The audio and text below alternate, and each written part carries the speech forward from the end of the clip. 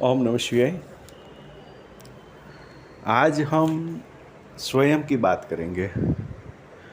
स्वयं की बात यानी खुद को पहचानना, खुद की बात सुनना, खुद से बात करना, खुद को जानना।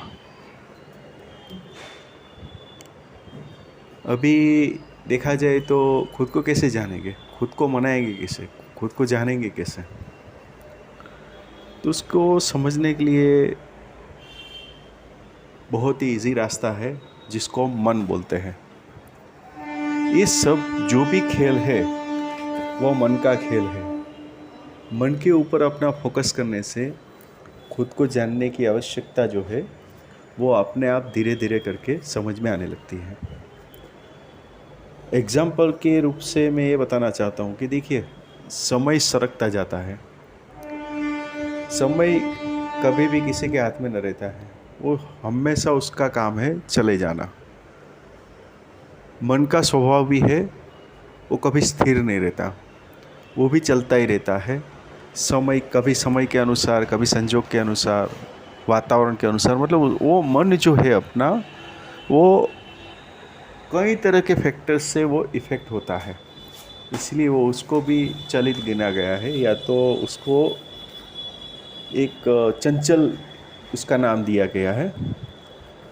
हर एक व्यक्ति की मनःस्थिति अलग अलग होती है और हर एक कोई भी, अगर आप धर्म के अंदर बात करेंगे या कोई भी फिलोसॉफिकल बात करेंगे या आध्यात्मिक लेवल पे आप जाओगे तो मन को स्थिर करने की ही बात कही गई है। अगर मन को जितना स्थिर कर लेंगे उतना हम अपने आप को जान लेंगे। अगर हमने स्वयं को जान लिया तो बाकी कुछ शेष रहता नहीं है।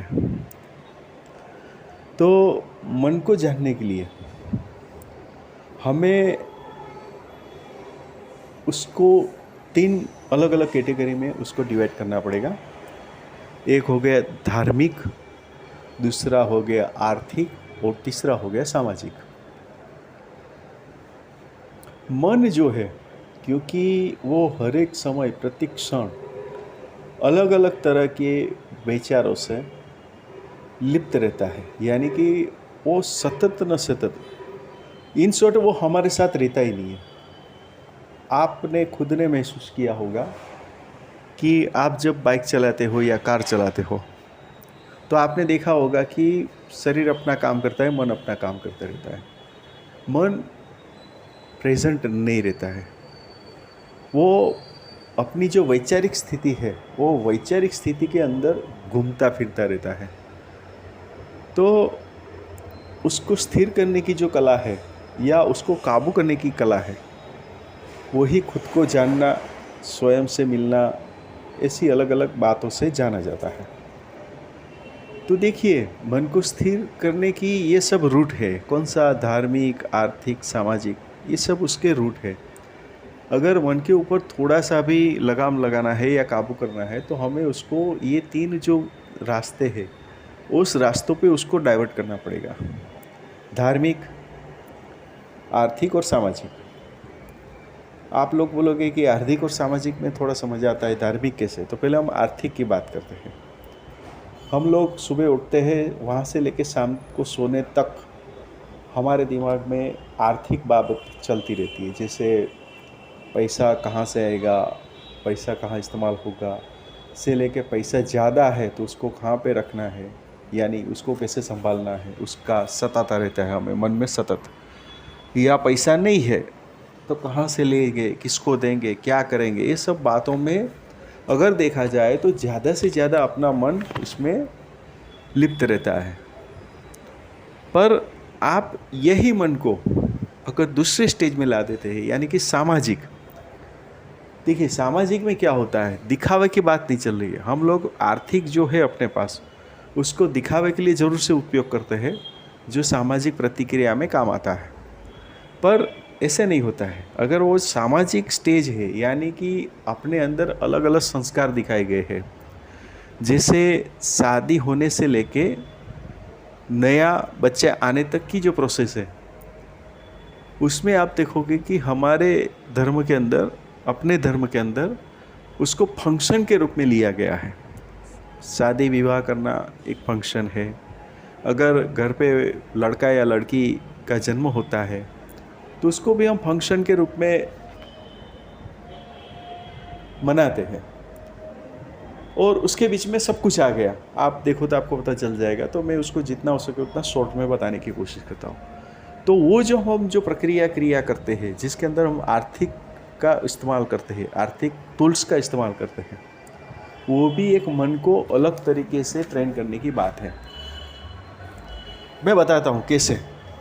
जैसे हमारा लड़का या लड़की 1 साल का हो गया तो उसके पीछे हम फोटोग्राफी कराएंगे, म्यूजिक रखेंगे, घर में ओकेशन रखेंगे, ये वेरी कॉमन है।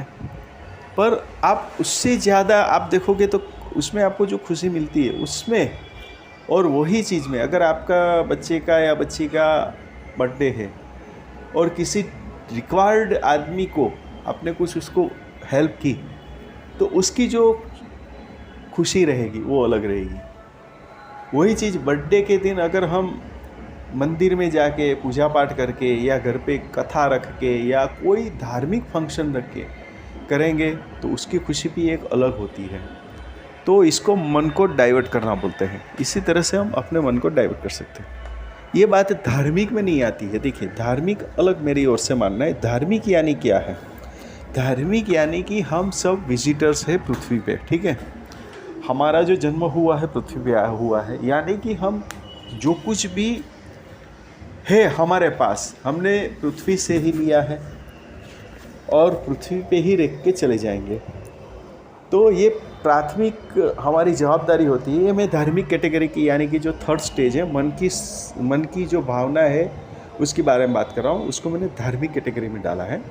यानी कि कोई भी चीज़ हो, श्वास लेने से लेके खाना खाने तक से लेके चले जाने तक, हम पृथ्वी की हर एक एलिमेंट का उपयोग कर रहे हैं।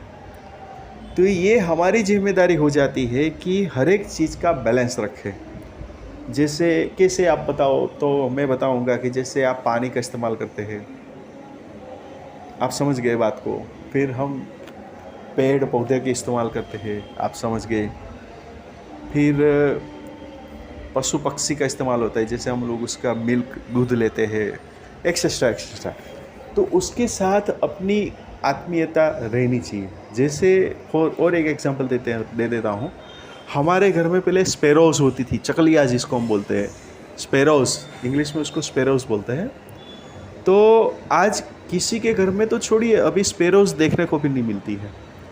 आप पैरट्स ले लीजिए, पोपट जिसको बोलते हैं, तोता हिंदी में बोला जाता है, मोर, पिकॉक, यानी बहुत सारी ये जो अपने फ्रेंड है, आप समझ लो बात को।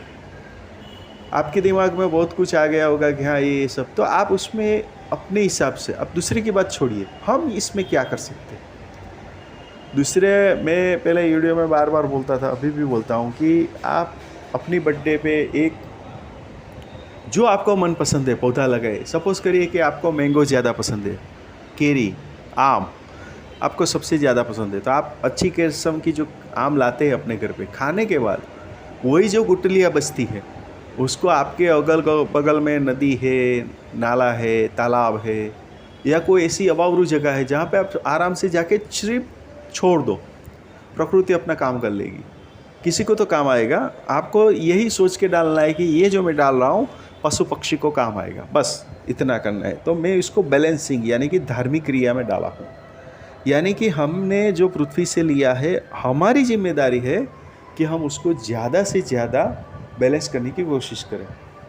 तो ये अगर आप करोगे और उसके बाद आपको जो खुशी मिलेगी वो आप देखोगे तो वो अलग ही होगी, जो आप बोलोगे कि हाँ मैं इसको महसूस कर सकता हूँ, पर बता नहीं सकता।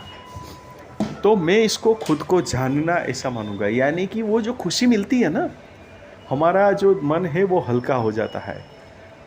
बस वही चीज़ है, मन को स्थिर करना, परमात्मा को मिलना, परमात्मा से बात करना। तो आशा करता हूँ कि आज का ये टॉपिक है वो आपको अच्छा लगा होगा। अगर अच्छा लगा है और आपकी नज़दीक में कोई खुशी का प्रसंग है, चाहे बर्थडे हो, एनिवर्सरी हो या कुछ भी हो, तो आप ज़रूर से एक पौधा लगाए जो आपको पसंद का हो। ऐसे भी हम लोग हज़ारों लाखों रुपये अपने शौक़ के लिए इस्तेमाल कर लेते हैं। तो एक पौधा लगा लीजिए, और कमेंट में बताइए।